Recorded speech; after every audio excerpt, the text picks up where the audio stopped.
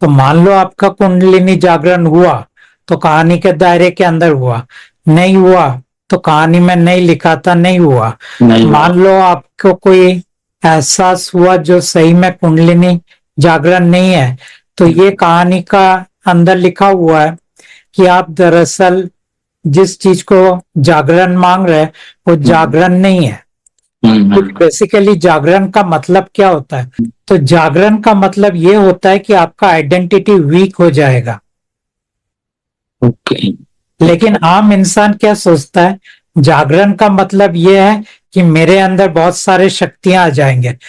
तो ये जो बंधन है, जब ये बंधन ढीला पड़ने लगता है तब इंसान कह सकता है अपने आप को कि मेरे अंदर जागरण आया है। तो जिस तरह लोग कुंडलिनी को देखते हैं, क्योंकि कुंडलिनी जागरण मतलब मेरे चक्र खुल गए, चक्र खुल गए मतलब मेरे अंदर अभी बहुत सारे शक्तियां आ गए, क्षमता आ गए, बहुत कुछ करने की मेरी हैसियत हो गई। इस तरह लोग इन चीजों को देखते हैं।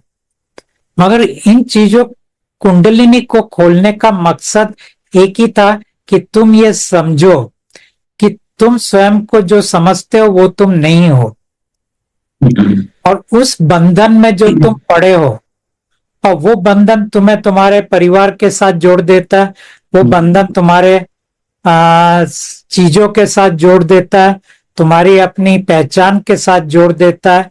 तो इन सब चीजों को जो तुम इतना सीरियस लेते हो, होश आने का मतलब ये है, इन चीजों का तो कोई मतलब ही नहीं है।